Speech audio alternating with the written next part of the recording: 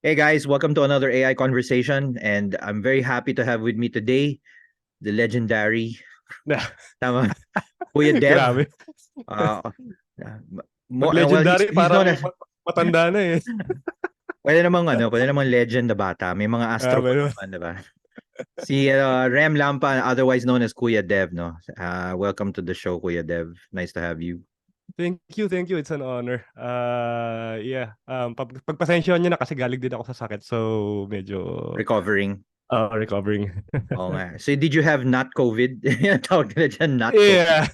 Actually, more on the change in weather eh. Yung season natin, nagbabago na into taglamig eh. So, nag-adjust yung Sana, no, katawan. taglamig. Kanina, super blistering hot. Pero pag umaga, medyo may hamog-hamog na. I noticed. Uh, Oo nga. going Pagkagabi, into hindi kami nag-aircon eh. Wala, ano na eh. no need, ano? No need na. Sige, like we were talking right before, we started. Maybe we can start, Kuya Dev, with your, hindi mo kailangan yung buong history, pero I Okay. wanted to follow up yung ano natin, yung karoon tayo ng tech community chat, diba? And Yeah. this idea of tech communities, no? And you obviously have a very vibrant community. Can you talk a little bit about that, how you got started, and ano bang ano ngayon? What are the how do tech communities work? Kasi may mga good and bad. I would say Yeah. bad communities, or hindi, there are communities and there are non-communities. Maybe that's a better way of discussing it, no? So anyway, over to you. Ano bang ano? How did you get started with this mission of yours? Yeah. I'm for those who don't know me, I'm a career shifter, so I wasn't really in techish before this. So I was an electrical engineer. So my journey was pretty hard because I didn't have anyone to, walang mentor. There was no real community here in the Philippines that cater to career shifters. So when we first started, we started with free code camp. Yung mga batang-bata pa yung free code camp nun, parang 2 years pa lang, 1, 2 years pa lang ang free code camp. So we started with that, tapos free code camp forces you to, hindi naman forces, but uh, wants people to create what they call camps, parang communities and cities. So someone started Free Code Camp Manila, is Jimson Sulit. Then one day he posted on the Free Code Camp Manila na guys wanna meet up in person. So as someone who was walang kaalam-alam, walang kakilala sa tech, so I went to that meetup, tapos parang ilan lang kami doon. Then eventually from there nagkakilala, then nagkaroon ng mga trabaho, then tapos after years after that, nung nasow yung seeds, marami na nakilala and everything, naisip ko parang sa Pilipinas hindi masyadong um, pinag-uusapan, or parang medyo tabu rin eh kung mag-shift ka ng career. Parang dito pagka kung ano yung naging degree mo, yung ka na. Wala, bawal ka nang lumihis. Parang you are what you Uh, studied in school yeah, or yeah, not yeah. studied depending on depending on the case na. Yeah, ganun din yung naging case ko eh. Nung nagsabi ako sa parents ko na I'm leaving engineering for another career, ang gulat talaga sila na they didn't expect na ganun yung magiging decision ko. Then, tapos tinanong nila bakit, ganyan. But the ultimate na naging decision factor para ma-convince sila na to let me is salary. Kasi admittedly, yung mga engineers dito sa Pilipinas is they are very underpaid. At Ano yan? Were most of you a civil or electrical or electrical, electrical? electrical. Sa lagay na yan, Yeah. electrical engineer, pero talagang di kinaya, no? So hindi kaya. I wouldn't start a family kung with that salary, honestly. Um, so from there, yun nga, my tech has given me a lot. I just wanted to give back, and I thought nagawa ko to. But when I was starting out, I didn't have any support, no, to say na masabi natin na talagang napadali sana yung journey ko. So I thought na baka it's time na para gumawa ng talagang community dedicated to career shifters here in the Philippines, and maybe, uh, tell people na it's okay to change careers. So starting with tech, kumbaga, tech industry and a tech career is one of the most open career paths for career shifters. So I started it. And I did it during the pandemic kasi wala tayong magawa ng pandemic So kasabay siya actually kasunod siya ng Kuya Dev. I started Kuya Dev, then sinundan ko na yung community, then everything grew from there. So So it's Kuya around Dev as a brand, nauna siya. And then the Tech Career nauna Shifter siya. group. So what is Kuya Yeah. Dev as a brand, if you don't mind, man? Para lang people know what it's all about. Yeah. Kuya Dev naman is mostly career shifting, making it more making the awareness about career shifting more dumami yung makaalam. Kumbaga mas aware lahat ng tao. Then kasi kasali din tayo sa mga ibang mga communities So I saw the culture that's being alam ko yung maganda, nakita ko yung maganda, nakita ko rin yung pangit. Unfortunately, yung mga pangit madalas dun sa malalaking communities. So I thought na we have to change this kasi ba't tayo parang naghihila ang pababa, hindi pa nga tayo kilala as a tech country, no? A tech-centered country. Ganto na tayo, parang parang hindi tayo umaangat. Parang feeling ko something is pulling us down. And often that something is each other. So I wanted Kuya Dev to be that symbol na hey, we can do better. Parang ganun. Parang yun yung naging motivation ko talaga for Kuya Dev. And yun nga, mahikayat ang lahat na kaya nating i-elevate yung tech industry to something na may pagmamalaki ng Pilipinas. When you say pulling down, ano yan? Parang the usual crab mentality ba yan? And Yeah. gatekeeping? Yeah, marami. But hopefully nakatulong naman tayo into breaking those barriers na hindi tayo dapat na naghihilang pababa. We need to first, hindi pa nga tayo nasa global wala pa nga tayo sa global stage. Hindi pa nga tayo makarating doon. Wala na, hindi na tayo makausad paakyat So parang it's frustrating kasi yun nga like I said, kasi may mga nakakausap din ako dati ng mga nagre-recruit sa atin na mga foreigners. They have this frustration na they want to hire Filipinos. But for one reason or another, di sila makapag-hire, makahanap ng magandang talent talaga dito. Parang it doesn't scale, no? For them, no? They want to just hire 100 kung kaya, pero hirap na. Hirap na hirap. Hirap talaga sila dito. Ganun yung naririnig ko, at least from people who have been reaching out to me. So you've been doing this several years na, I'm assuming, right? So what have you learned about what needs to be fixed? Let's talk about that, no? I mean, on the recruitment, the tech career shifting, the community side, ano yung mga top 3, top 5 mo na things you'd like to fix? Number 1 yung gatekeeping. Itong nakaraan nga parang nagising ako kahapon ba yun? Sa group chat natin na may tao na talagang May nag-comment umiepal sa na. mga may umiepal dun sa na parang, ayun, nagmamarunong kayo, ganyan. Kasi ako okay lang akong kontrahin mo ko. Okay lang ako. Let's have a conversation. Kasi it's part of growing up and personal growth and career growth na natututo ka sa iba. Pero once you tell another person na parang nagmamarunong kayo, parang inaano mo agad, ina-attack mo agad yung tao, wala na tayong conversation na na masisimulan kasi ginalit mo na ako agad Parang gano'n. Ginalit mo na ako, galit ka sa akin. Parang anong common ground makukuha natin do'n? So, I want people to parang maging accepting sa other opinions, other approaches. Kasi sa tingin ko naman yung mga pinag-uusapan namin dun sa thread na yun is okay naman, parang bigayan lang nung yung ginagawa ko. Mga advice lang, 'di ba? It's just open Advice lang advice. naman wala naman akong sinasabing mali yung ginagawa niyo, wala namang gano'n I don't do this, I do this, mga gano'n. Tas I read the other comments then and I learn from people. Pero kung inatake ka ng gano'n na, nagmamarunong kayo lahat, dapat ganito." Parang walang conversation there Parang ang inaano mo na agad, tama ka. Tama ka na talaga. Wala tayong magagawa diyan, 'di ba? Parang gano'n. So that's an example, but maraming gano'n sa mga communities na ngayon, na lalo na dun sa mga malalaki na laging, "Ako yung tama, mali kayo." Parang sa tech hindi siya ano, ay ano sa programming hindi siya gano'n, hindi siya good or bad, right or wrong.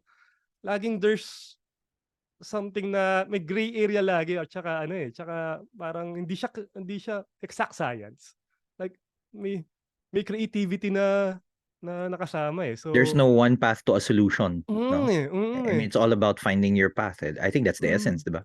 Yeah. Kaya medyo ano ba, minsan natatawa rin ako, ba't ganyan kayo mag-isip parang pero you understand din naman parang, hindi na naman siya exclusive sa mga tech people, sa ibang industry rin naman na people have that need to always be right, And kung gano'n ka, kung lagi mong iniisip na tama ka, hindi ka maggo-grow, Kailangan medyo receptive ka sa ibang ideas, kasi ano na, sa tech lalo ang bilis ng advancement. Yung best practice ngayon 1 year after hindi na 'yan yung best practice. So, hindi mo rin alam, So, unless you are very receptive to other opinions, other approaches, hindi ka talaga uusad, So, Yeah. siguro yun sa mga Tsaka, pinaka obviously, in software engineering or software development, ang daming there's so many ways to cut it up. And then later you realize, alam mo, napag-usapan natin to during the last tech chat, di ba? Na, for example, yung mga loyalties to programming languages, Yeah. di ba? Parang, it seems so unnecessary. In fact, o kahit nga within a programming language, di ba? Like, for example, JavaScript. May mga, tawag ko dyan, mga jihads Angular Ah, versus React and, yeah. even sa Python. And only to realize na actually, you can do in one language what you would normally do in another language. It's really more of your project that dictates the Mm. stack, no? Lalo na if you're not the one who created the stack and you're inheriting it, or you come to a client. I mean, you have to study whatever they Yeah. did, no? Para lang maayos.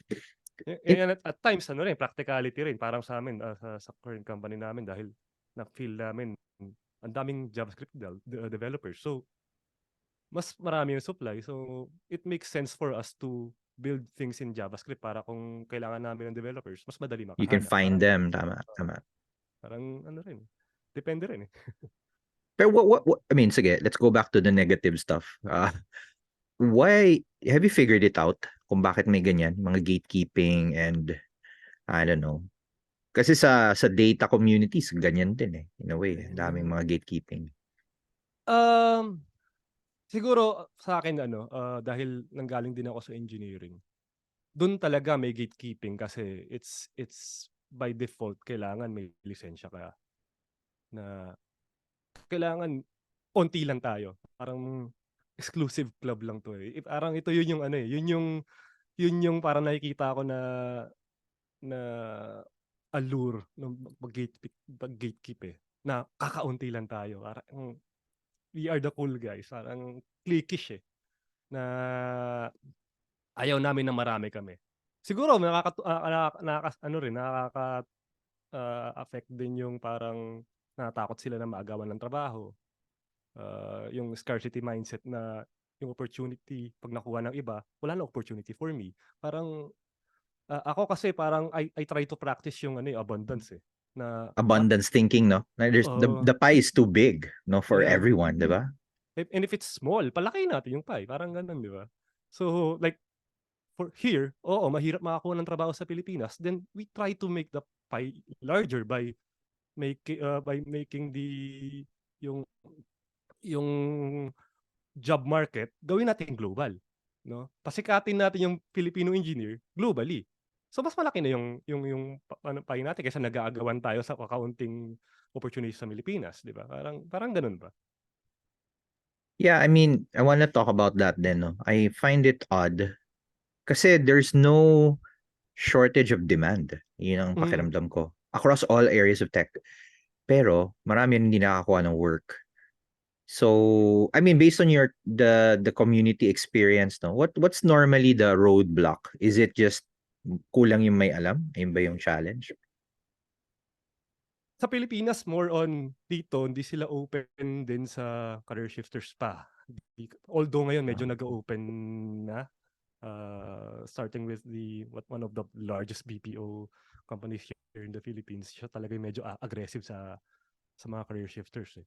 But Is it the age? Parang they don't want to hire older people? Parang they'd rather hire fresh from college? Ganun ba yung bias?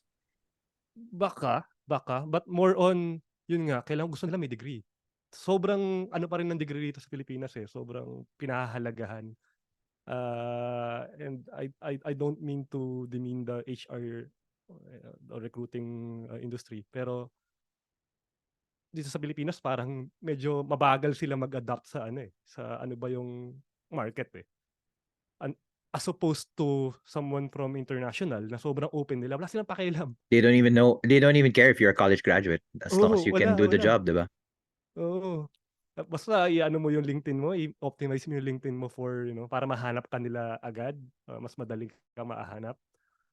I-recruit ka kahit wala kang ano eh, wala kang background sa academe eh. I-try ka naman nila eh. Papa-examine ka and everything. Tapos doon mo naman papakita kung kaya mo talaga. Dito hindi eh. Kailangan degree ka muna bago ka pansinin eh. But sabi ko nga sa mga community members is applyan nyo lang kahit nakalagay na may requirement na ano. Malay nyo eh. Di ba? Ganun din naman eh. You know, I can so relate to that. Maybe because gurang-gurang na ako, but it's funny eh, na I never took a master's. I don't know if you know that, Ah, no? uh, uh. But I wrote a master's degree. Yun yung Kaya nga the eh. best way to shut people up eh. I didn't take a master. I wrote one. How many did you write? Parang ganun. Kasi nga, I mean, by definition, nothing you study in school is up to date. Nothing, Yeah. no? That's old knowledge. Pati sa research, segue lang tayo saglit sa research. By definition, research, the way it works now, is you have people with new knowledge, yung mga students, asking people with old knowledge, yung mga professors, and Yeah. to review the work. Sabi ko, that doesn't make sense. Parang, but I mean, of course, no disrespect. Syempre, may mga experts, quote unquote. Pero, tama ka eh. Tech is not forgiving of parang that eh. Parang if you're masyado kang nagwo-worship ng outdated ideas. I mean, to be fair, there are some classics. Iba yung classics sa outdated. Pero yung outdated talaga na talagang deprecated na yan, hindi na ginagamit yan. And if that's what you know, there's no way you can review new stuff. Which actually makes it exciting then kasi you're always learning new stuff. Yun ang nakikita ko outside of school, like in the communities, in the underground, basically the underground, you're swapping ideas. Kasi fresh palagi, may bago. Mas exciting yun. Anyway, Yeah. na-digress lang tayo ng konti on the academics. Na-trigger din Actually, ako dun dyan sa eh. actually, isa pa sa mga ano kayo, marami rin nagagalit kasi parang sinasabi na parang galit tayo sa academy. Hindi naman. Parang gusto lang natin sila to do better. Pero tied din naman sila kasi syempre may regulations din and everything. So, tsaka politics. But ang number one na parang gusto ko na parang i-pursue ng academe ngayon, lalo na sa age of AI and lahat nag-google, lahat na-aaral mo naman online, is for academe to teach people how to learn. I don't think that they're doing a great job doing that eh. Kasi pagka-graduate ng kunwari, IT graduate na isang malaking dahilan kung bakit hindi sila makakuha ng trabaho after graduating kahit na may diploma sila. Because akala nila enough na yung diploma na parang they cruise kasi sabi ko nga eh, you can gain college eh. You can gain college kasi grades lang naman ang haabulin mo eh. Lalo na with AI, mamaya pag-usapan. Oo. There's nothing about college that teaches anything anymore, no? Kaya nga eh. So, if pagka na-gain niya yan, tapos wala siyang natutunan, hindi siya natuto paano matuto, pagka-graduate niya, feeling niya sapat na yung papel niya na nakuha, yung diploma niya to get jobs and tas ma-reality check siya na no, you don't have the skills kasi hindi mo binild during your college days and you don't even know to learn how to build those skills. So ang usual na nangyayari, akala nila hindi sila makakuha ngayon ng trabaho kasi Diploma mill lang habol nila. They just wanna oo. collect certificates. Ay nako, the certificate mentality. I Yan mean, pa, so, gusto ko little palitan. things, little things like you do a webinar, may certificate po ba to? Ikaw, sige, gawan kita Hindi ng nga. certificate if you want. Pero, you know. Anyway, sige, back to you. What do you make of that? Ayun din, I mean, I appreciate yung college professors like nung last na meetup namin with React.js Philippines is may mga classmates doon pinadala talaga ng ano, ng professors nila, eh. But parang ni-require silang humingi ng certificate. So, 'di naman kasalanan din nung ano yon ng student yon.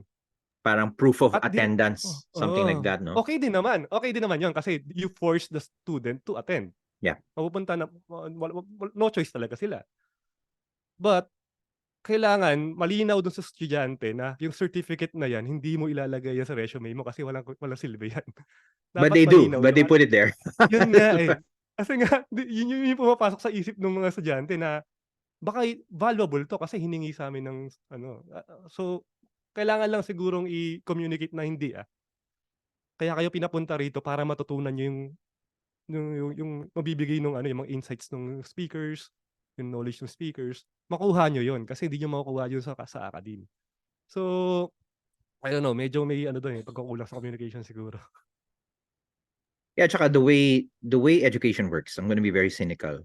As a member of the academia then, Yeah, if employers didn't require a degree, most people wouldn't go to college.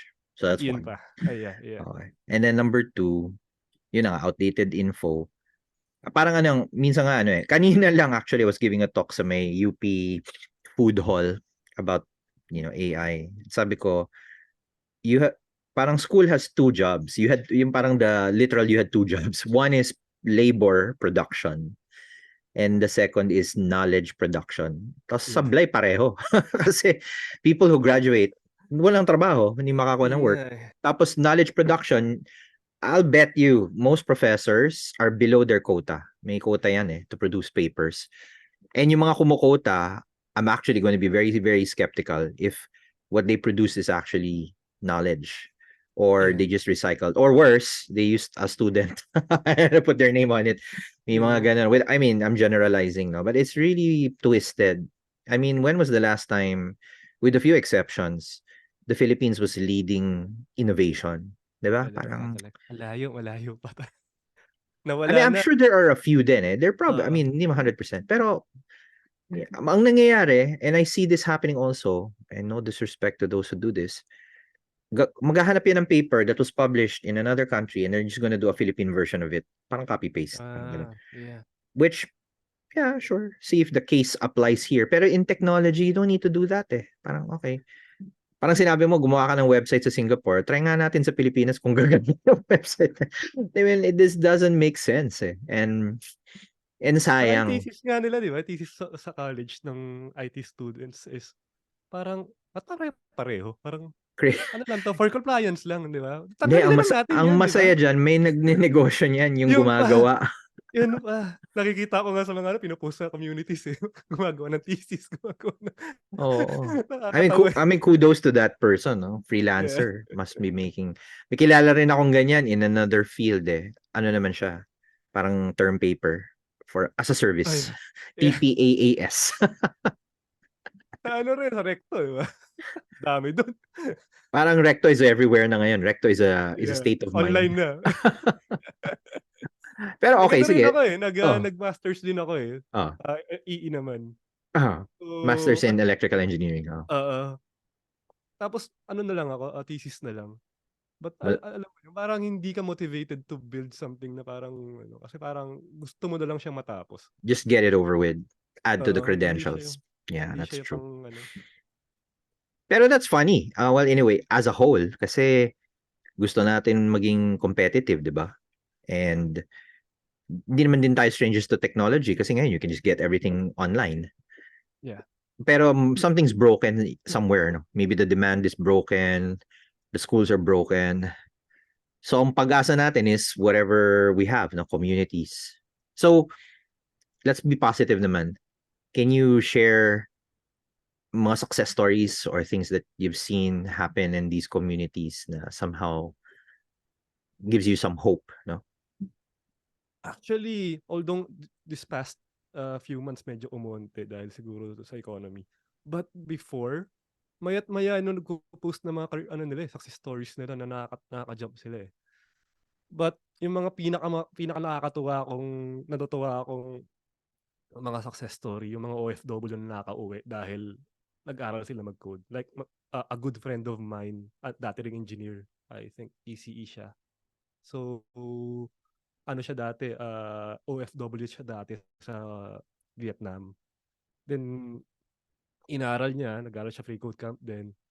Then ngayon ano na siya, startup founder na. And mukhang maganda yung ano, promising yung startup nila. Kalimutan ko yung pangalan eh. Started a company in Vietnam or dito? Here. Ah, okay, good. Here. And they are doing good. Parang this week parang ang bilis ng ano nila ng bulusok. So yung ganun ba na parang yung talaga kayong gusto kong mangyari na hindi lang basta makatalon sa tech, hindi lang makabuo ng career in tech, but yun, makaspur tayo ng innovation from people eh. Kasi the more people who are doing this, the more people who are learning to code, the more people who are getting into tech, mas lalaki yung chance natin to ano eh, to have people innovate eh. Kasi syempre yung iba diyan malilikot yung utak eh. Hindi man ako, baka ibang tao.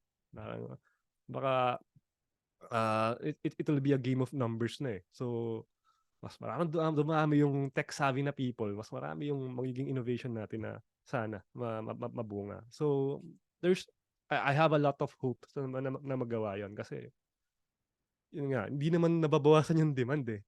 It seems like it. Seems like na ano, kasi kung sa may saturation, sa may entry level. Pero once you penetrate the industry, okay na eh. Tuloy-tuloy ka na eh. Halos parang Yeah, there's yung that mga parang initial hump, no, to break yun yung in. pinakamahirap. You know, I can relate to that kasi obviously I came by the tech career group because of Refocus. Oo You nga. know, that was my entry point.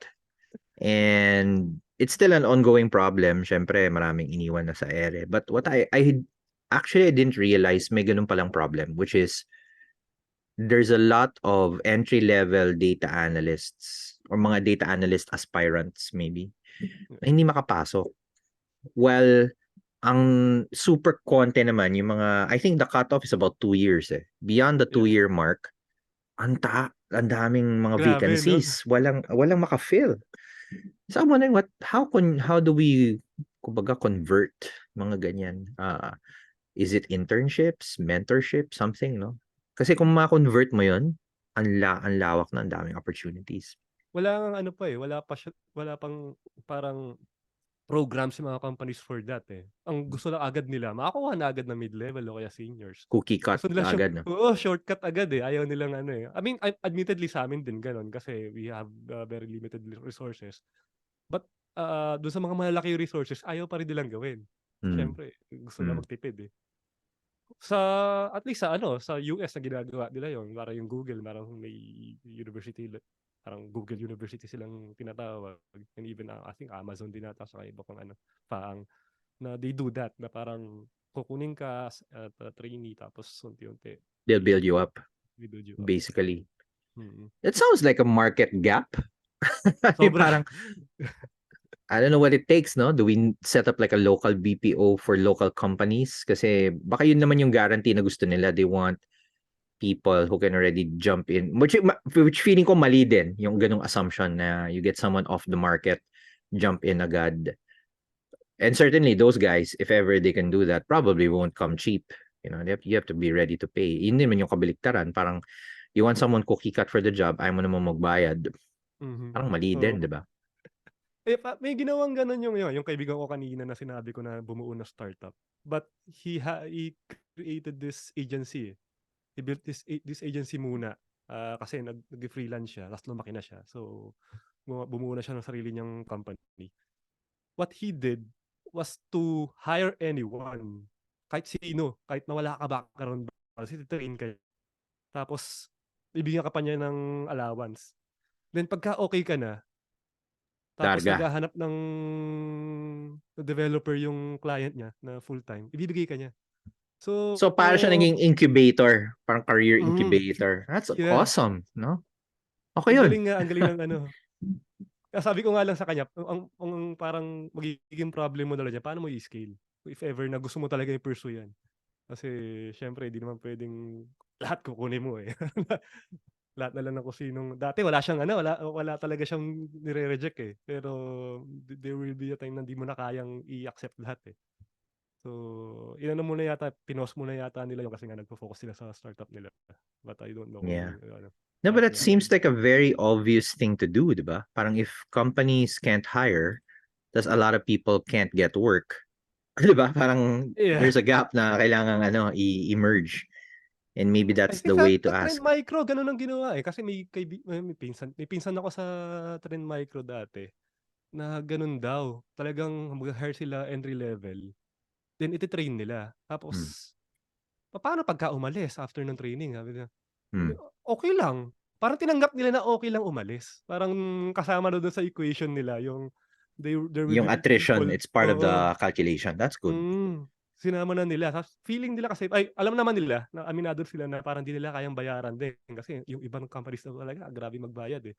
Pero parang sa kanila 'pag galing ng Trend Micro 'yan parang proud sila na, "Kinuha niyo 'yan, sa'min galing 'yan." Parang ginawa na nilang It's ano, kind of like an Accenture din, ano? Mga oo, Accenture, there's sort of a parang a rubber stamp na, o yan, na-train yeah, na yan, na oo. parang ganun. "Galing sa'min 'yan, parang ano talaga 'yan, subok 'yan." Parang gano'n. So, kung may gano'n ba naman na ano yung companies mai-integrate nila siguro sa programs nila, baka puwede. Yeah. Baka ano, magawan ng paraan. No, that's awesome. Sige, let's dial it back. Let's come back to the idea of being a career shifter para it's good to talk about it, eh. In your case, looking back, no, syempre you were exploring it. What were the five crucial elements that got you that successfully shifting for you? No, how did it work out? Sa'kin siguro ang pinaka number one talaga yung ano, yung grit tsaka consistency. Kasi sabi nila kailangan motivated ka. Kaso nakita ko motivation wins, eh. May mga araw na ayaw mo talagang gawin, na tinatamad ka talaga. But, knowing na parang I have this parang alam ko kung bakit ko siya ginagawa, eh, kasi gusto ko talagang umalis na dun sa ano, umalis tapos programming was my first love naman ever since. I was, fascinated with computers dati pa, bata pa ako. So, I just wanted to pursue that career. But yun nga, kahit na andun yung why mo, there are days talaga na ayaw kong ayaw kong mag-code, ayaw makita ng code. Mabu-burnout ka, eh.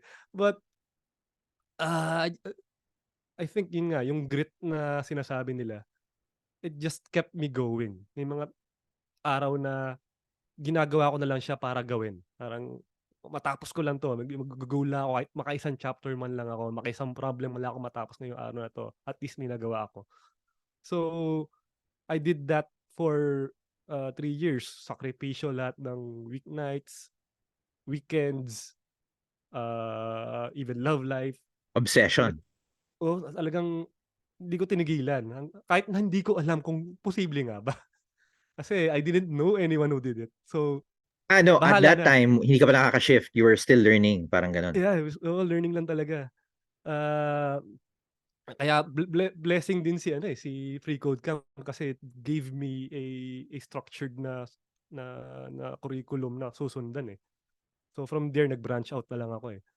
So, yun din yung pasalamat ko sa Free Code Camp kaya lagi kong binabanggit, eh, na ang dami niyang natulungan. Yeah, I love Free Code Camp. Tsaka Yeah, W3. For me, it was Free Code Camp and oo, W3. Kasi sobra, parang eh. kodigo, eh. Ang daming kodigo. Dati wala naman yun talaga. So, medyo ano rin timing din na nagka-align-align. Siguro kung hindi ko na ano si Free Code Camp, siguro isa sa pangalawang factor talaga si Free Code Camp is kung wala siya, siguro medyo napatagal pa lalo yung yung journey ko. Siguro yung pangatlo is community. Even sabi ko nga nung panahong yon wala kaming community na talaga nag-mentor sa amin. But at least I had people around me who were in the same journey. So I never felt alone na ano pagka magkikita kami o ano natutunan mo tapos may magtuturo na ay ganito yan, ganito yan. So medyo napapadali yung process. Uh, Pangapat siguro I don't know, salary yun Of talaga eh. course. Of course, it has to make sense, di ba? Yeah. Kasi pupunta ka ron tapos wala ring ano, parang pinalitan ko lang environment ko eh. Um, I I I was kasi parang nagkakaroon na ako ng ano eh, binuo ko na yung vision ko na I wanted a life na hindi ganito, yung parang di man ako makabuo ng pamilya ko, bakit gano'n? So, I wanted something na medyo okey naman ako, na kaya ko naman sigurong bumukod. Hindi ako makabukod-bukod sa pamilya sa Well, parents ko no'n in that kasi first shift, kaya pa. was that a foreign work na ba o client or local din siya? How did that work out for you? Actually foreign siya na may entity rito. So BPO So, setup, that's what got you ano, parang gano'n yata, ewan ko paano or a minagik nila yung subsidiary. Yeah, oo. okay, got it. No, that's Magic good kasi realities. minsan ano rin eh. Kasi there are obviously some devs who are not paid well, no? So I think we Yeah, need to yeah, think yeah, about yeah. those guys then. Yeah. Actually nung ano rin, although I said na parang ay motivation ko rin yung money, I was almost tempted na rin to take a pay cut just to jump, eh.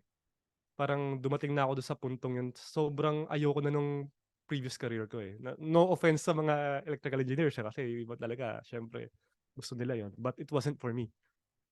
So, Was that a semicon job just out of curiosity? Kasi, kasi alam actually ko yun yung mga jobs na medyo dreary eh for the electrical. Anyway. more on ano ako, eh, sa electrical distribution, eh. So So, sa power pinakamalaki sector, hindi sa power semicon sector. sector, eh. Okay. Pero kasi since malaki yung company, you're just a little piece in a huge puzzle. So, yung trabaho mo, although nung umpisa, you felt that it was impactful, pero habang tumatagal ka na, paulit-ulit na. Parang Excel engineer ka na, tawag sa'min, eh. Lagi mong kaharap Excel, eh. So, Spreadsheets. spreadsheets. Yeah, gano'n. Parang eto na lang ba? Parang hindi na ako umuusad. So, yun siguro, isa sa mga factor din na parang I wanted to really change my environment. I wanted to I really sought yung may impact ako sa company.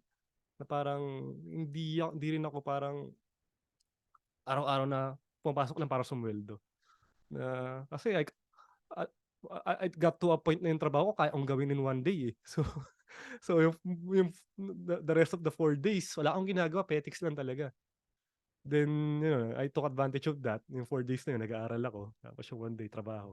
Parang gano'n na yung ginawa ko It's like you were nung being bago paid to study, which is good. yun, Pero yeah, the goal was to exit. Tama, yeah, tama. Okay. And then ayun. okay, once you jumped, how long before you started the community stuff and the content stuff that you're doing now? Um, Naka-jump ako 2017. Actually, nag-try ako mag-ano, before Kuya Dev, I started parang live coding channel in Twitch na I just wanted to makapag-practice lang ng English. So, I just Parang tried si that. George Hotz. Kilala mo ba si George Hotz? Nagla-live Hindi. coding yun sa YouTube. Oo nga, yun nga. 3 Dumami nga na hours, nauso. pare. 3 hours. Dire-diretso. Pero yun, yun yun, to really get comfortable lang. Then siyempre, to live code tapos parang bago ka lang na developer, di ka naman talaga kagalingan. So, andun yung fear na baka ano sabihin nila di ako marunong mag-code ganyan, ganyan. Pero, parang hindi bahala na. Just to overcome that ano, yung takot na yun, yung demons. So tinry ko tapos nakita ko wala namang may pakialam dun sa ginagawa ko. 'Pag may nanonood, actually yung mga foreigners na nanonood dun papasok sila. Then they will be helpful pa nga parang, "Uy, you missed And, a and they started teaching you while on the Oo, stream. Oh, that's awesome. Yun yung pinakamagandang na nakuha ko ron. May mga nagtuturo talaga, "Oy, you missing this." Minsan i-DDM ka nila to ano, "Oy, you might want to read this," mga gano'n. So, it was a very positive experience for me, yung ano, yung pag-live stream nung coding. Then, it wasn't really growing. Parang ano, tsaka kumakain talaga ng oras, eh. Nung parang na-deplete ko na yung usage ko dun sa ginagawa kong yun, sa activity na yun, ay yun nga, biglang dumating yung COVID. Tapos naisip ko baka I need to change things up. Ito nga, Change of what am pace. I what am I here for? Kasi parang okay na, nandito na ako. I'm doing well na dun sa career ko na pinuntahan. What can I do or what am I here to do for others? Na parang ganun na yung iniisip ko. Paano ko matutulungan yung iba na magawa rin yung nagawa ko, no? Or to experience what I'm experiencing or to benefit from what I'm getting from tech industry. So, I thought of, paano ba? So, yun, nung dumating yung pandemic, sa ako na naisipan pumasok lang basta sa ano eh. Actually, parang naghahanap ako ng ano na, accidentally lang naging Kuya Dev eh. Parang naghahanap ako tito.dev na domain. So, Tito.dev. nung sinearch ko sa ano, wala na yung tito.dev. Sige, palitan nga natin. Tingnan natin kuya. Ay, available pa. Binili ko na. Then, nung nakuha ko na yung kuya.dev, ito na ako, si Kuya Dev na. Parang, doon na nagsimula. Tapos sa ako palang in-explore ano yung kind of content na pwede kong gawin. Then, eventually, naging ganito. Although I'm still exploring ano ba yung maganda na helpful. Mga formats. Uh, Nag-TikTok na rin. Mga ganun. Finally, nag-TikTok ka na. Okay. I Oo think nga eh. ako, I'm still learning it eh. It's a very different platform. Pero Sobra. it's surprisingly addictive yung mga nanonood. Mm. Mhm. And there's really a niche. Hindi naman lahat kailangan sumayaw. I Oo, mean, oo.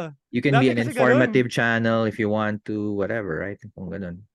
Kaya rin ako mag-TikTok dati ba, kailangan ba sumayaw diyan? Hindi naman pala. Yan, ano kasi siya, short form eh. 1 minute Mm, plus, diba? If you have a short form reel, talagang you're forced to be very creative. Ano pwedeng pasok mo dyan? Although maganda rin yung approach na, kunyari, you have a long form and you cut it up, pwede rin ganun. That yun nga can eh. work. I mean, 80% of the time Sabi that ko can. nga eh, as a content creator, tapos may darating na bagong platform, you must grab it eh. You must Yeah, explore it agad eh. Hindi yeah. pwedeng maging maarte ka na, hindi pwede sa akin yan without even knowing na ginajudge mo na agad yung platform. Kasi you never know na baka andun yung iba mo pang audience eh.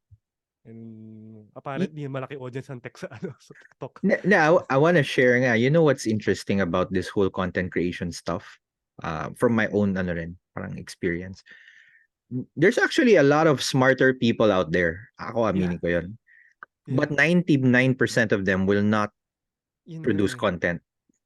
So medyo doon Mm, ako parang okay, thank God. So, okay, kasi you don't have to be sabi nga parang yung, alam mo yung anecdote na may dalawang tao, hinahabol sila ng tiger. yeah. And sabi ng isa, we have to run faster than the tiger. Yeah. Sabi, no, I don't. I just have to run faster than you. Yeah. Ganun nga. Parang ganun yung dating na you don't have to be the best at the thing. Yeah. You just have to be the first person willing to share information. And actually, the fun part there is the more you share, the more you learn, diba? Yeah. So you actually get better at it by sharing. I mean, kaya ako tuntua ako eh. I'm probably gonna do this forever until I, eventually Yeah. kick the bucket at some point. Saka ano nga siya eh, di ba? Parang tawag dito, it's compounding eh. Kasi it's always there. So Evergreen. That's all palagi uh, nandyan. every content you produce, it compounds with all your previous content eh. So sabi ko, sige, banat lang ng banat. Kasi I used to vlog din before, mga early 2000s. So, May effort din yun, to write stuff, yeah. So, medyo may experience ako about it.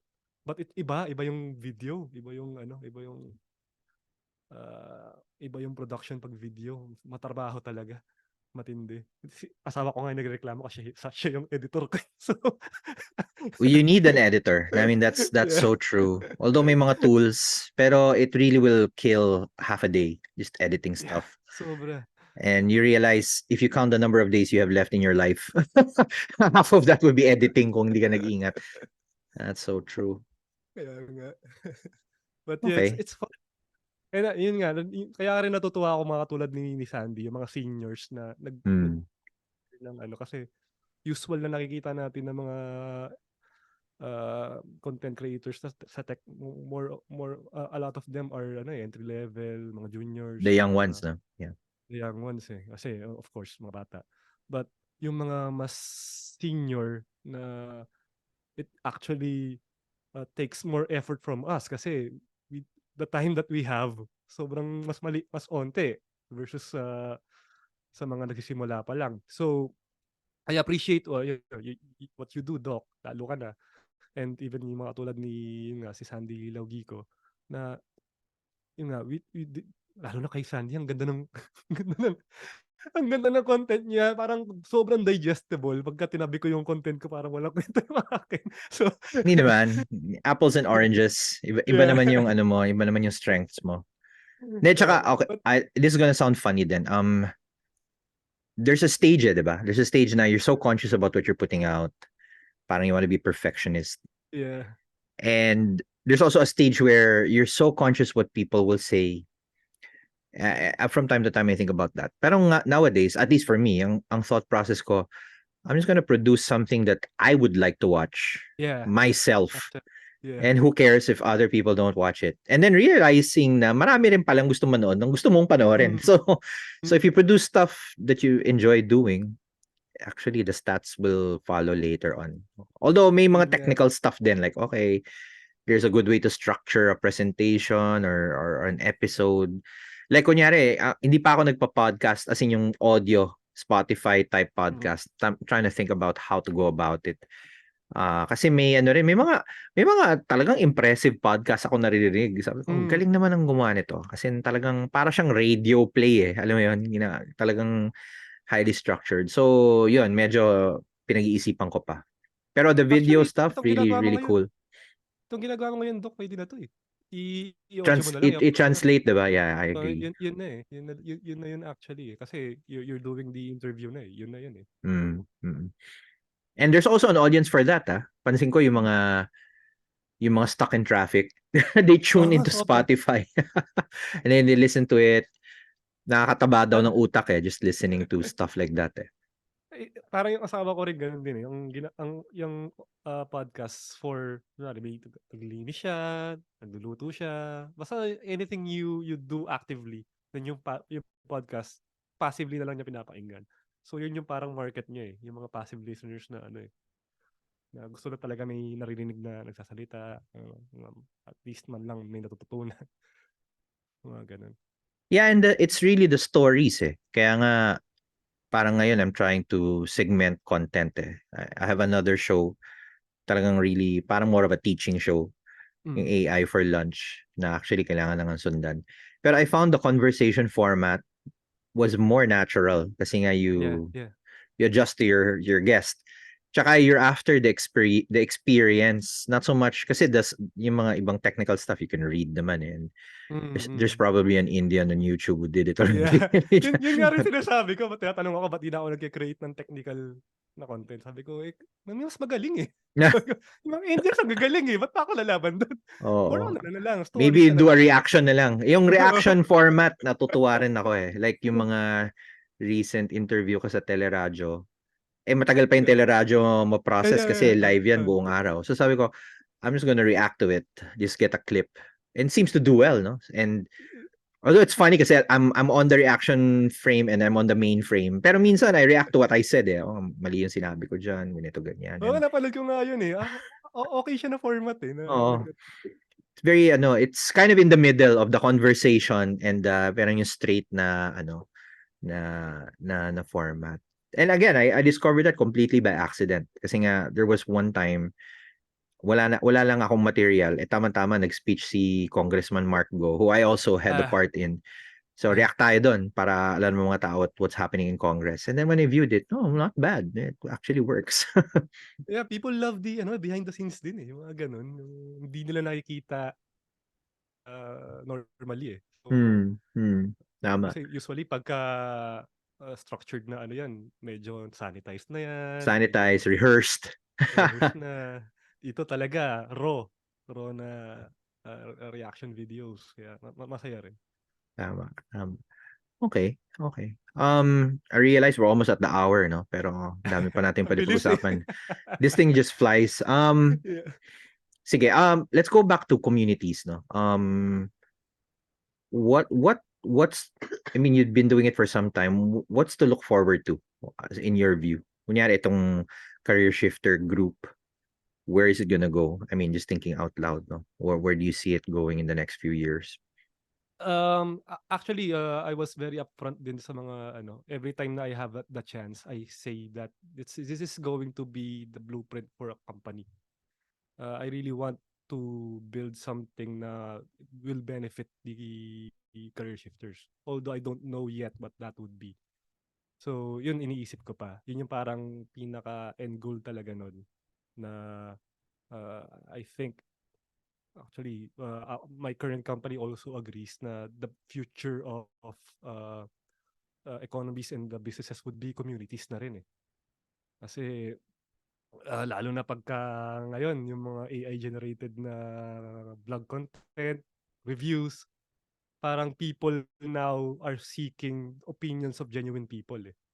So feeling namin dun papunta ako mismo. Feeling ko dun papunta yung mga bagay-bagay. So I'm hoping na that I could build a platform or with the help of maybe even the community members themselves, I could build a platform that could benefit uh, career shifters na community driven. So I don't know what that is, pero sana some in a few years mabuo siya, next 5 to 10 years sana. So Yeah, yun I yung think thinking. it can be very scalable eh. Kasi lalo na kung self-sustaining na siya, and I don't know how, I don't know if you're actually monetizing or trying to monetize it. Pero if the goal is to help careers, I'm sure at some point you can help startups get started also. Kasi Yeah. yun din yung isa po pang frustration eh.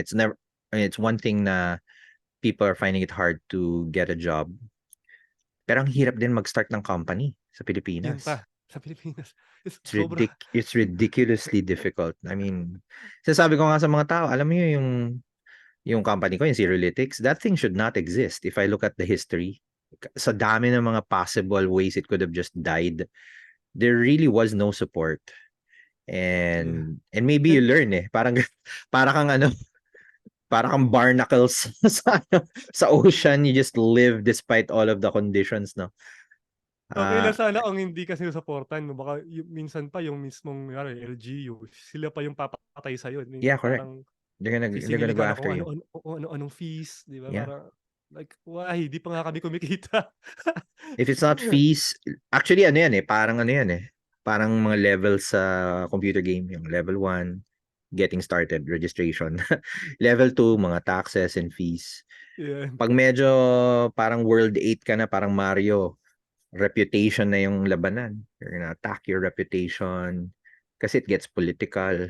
Yun na nga eh. Man, talaga. I mean, I went through that in the pandemic. Political. Grabe. Mga kalaban mo, mga NGO. Ano, Mga an- NGO pa, mga another topic for another supposedly, time.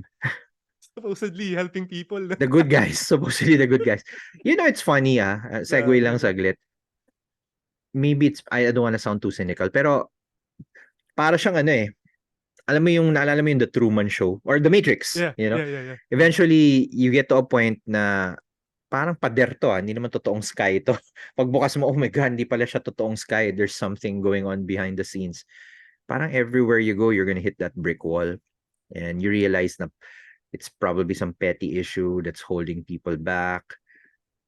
And these days, marami na akong mga brick wall na tinatamaan na parang bug tatamaan ko. Ano na naman to? Pagbukas, oh my God, ganyan pala yun. And the NGO was a big surprise. Uh, for the longest time, that was my dream industry. Work in Yeah. the NGO sector, social impact. It still is, pero they're also subject to their own politics eh. Yun nga eh. And ito yung worst politics just to share, no? I don't want to hijack the topic too much. Pero alam mo ba recently, 'di ba, in over the last years, parang level up na yung Pilipinas. Parang hindi na Mhm. siya lower income, parang lower Yeah, yes. middle income na tayo. So Sinasabi nga. so apparently, although hindi ko ramdam pero apparently I don't that affected the ranking pala of the Philippines in terms of humanitarian aid. ah, You know that? Since hindi na really? tayo basket case like I don't know, siguro ngayon Gaza Strip yung basket case or Uh, Afghanistan or uh, Yemen.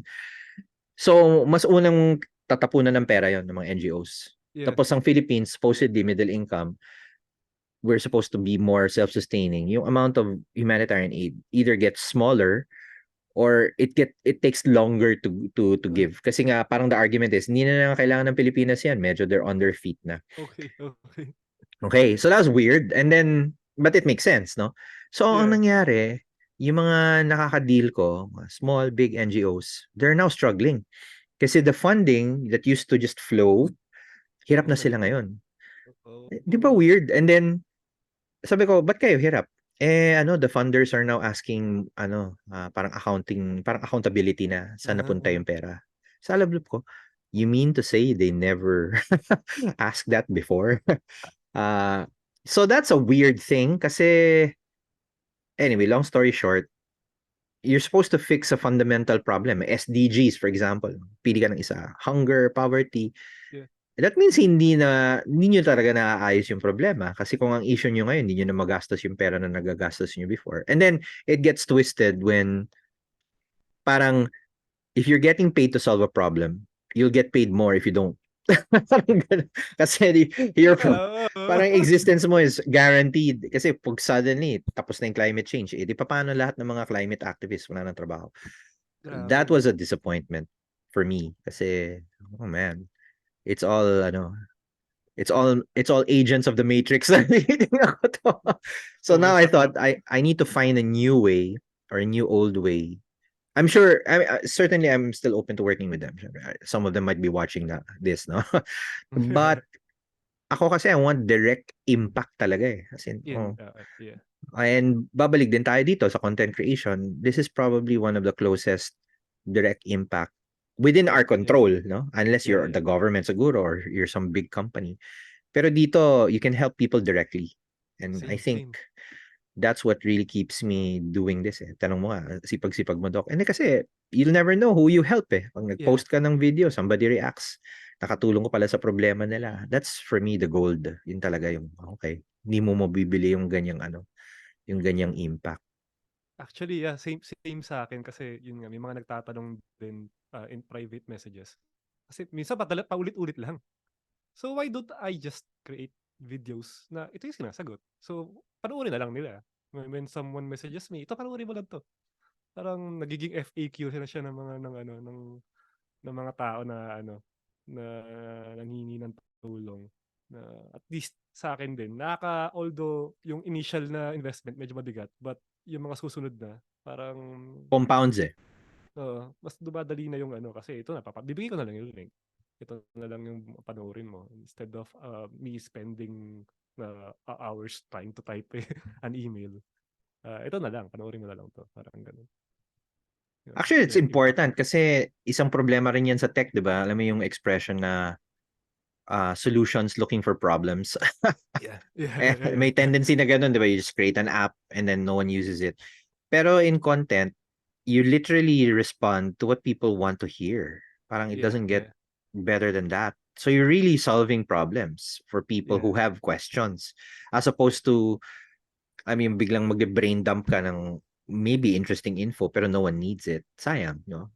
You'd rather just focus on what people are asking for. That's really, really bottom line. Yeah. Multiplying yung impact nga eh. Kaya yeah, you made a great point kanina na we do this to help people, to make direct impact on people eh. So Ganun, di ba? Kasi you feel better. Yun yung essence siguro ng yung hierarchy of needs, di ba? Kaya ako, yun na yung formula eh. Parang take care of people. People you meet and people you love. Ganyan na yun eh. Yun yung mga life hacks eh. Ang dami pala nag-retweet ng mga life hack na yun. Nakakatuwa dun sa ah chat natin. Sabi ko, Dapat pala, ginawa na natin ng Hallmark card yun. I-merge Pwede, na no? natin yun. Pwede. Oo. Yeah, anyway, sige, we're at the hour. Syempre, we have to save some for the next episode. Yeah. But and I'm really happy you joined the show.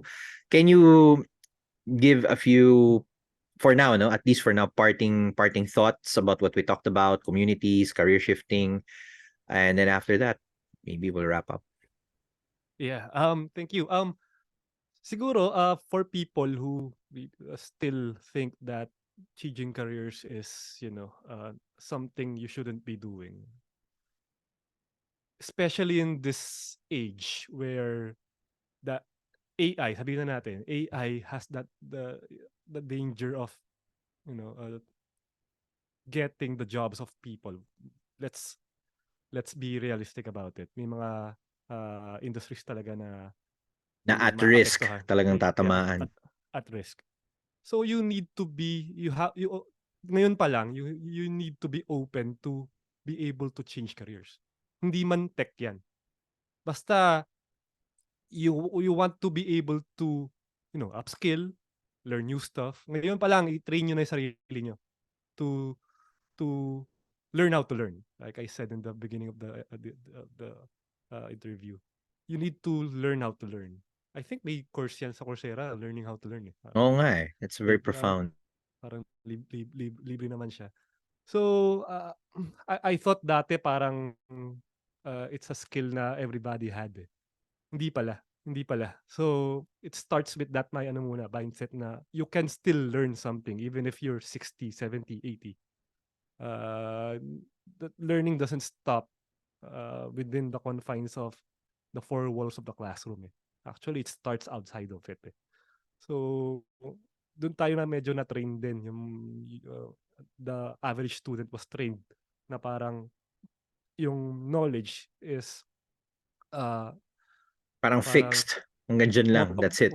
monopolized ng academy. It isn't, eh. Lalo na ngayon. Google is one one click away. So everyone is creating content on YouTube about anything na you can learn, di ba? And it's sad na parang a lot of us are consumers na of, maraming trashy content diyan, eh. We Oh, consume meron trashy ding content. garbage for sure everywhere. Yeah. But you gotta start consuming those positive content. Yung talagang, it that will change the way you look at life, the way you look at your career, and what a career means for someone like you. So, yun lang, open your mind sa gano'n, na anytime puwede ka mag-change ng careers mo. Don't, think na porke, nagbago ka ng career, kunyari nagsaka ka bigla, kasi there are, engineers who I know na parang nag-farming, eh. They became Nag farmers. Oh, that's Yeah, awesome. Mm. na ang tingin ng mga tao, sayang naman yung degree mo, sayang naman yung lisensya mo. Pero at the end of the day, dun siya masaya, eh. It's still lucrative. Farming is lucrative kung if you do it right, eh. So, explore yung mga gano'n na bagay. And of course, tech is here. If you are interested in pursuing something na hard, it's hard. Learning how to program is hard, but it's something that you can learn, you can build.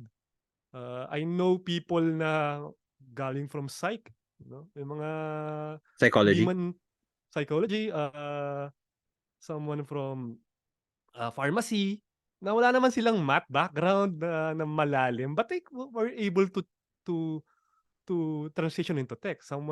One was even, CTO na of another startup here in the Philippines. So, the limit is only what you think it is, 'di ba? Parang, uh, in essence, walang limit in tech. Kung basta gustuhin mo siya at talagang pagtatrabahuhan mo, kayang aralin lahat 'yan. Meron 'yan, that starts with having an open mind and learning how to learn. So, yun lang siguro ang maano ko muna ngayon sa sa current na interview natin. Kung may mapupulot kayo sa'kin, yun na you gotta build that skill, learning how to learn. Yeah, well said. Tsaka at some point, learning how to teach is the next step, Yeah. diba? Yeah. Learning, Yeah. learn to learn, learn to teach. Kasi when you teach, you learn more. Yeah. I wished, yun na nga, I wished that more people would figure it out. Maybe because they watch this, no, they'll figure it out. Anyway, Sana. Yeah, lalaki pa tayo. dami pa, habang mabuhay. Anyway, so I want to thank Rem Lampa, alias Kuya Dev, for joining AI Conversations. Yeah, looking forward to the next one, sir. Yeah, thank you, Sir Doc. At sa susunod, sana wag kang magsawa at creating this platform, this content. And I know a lot of people are already benefiting from what we're putting out there. Sige, all good.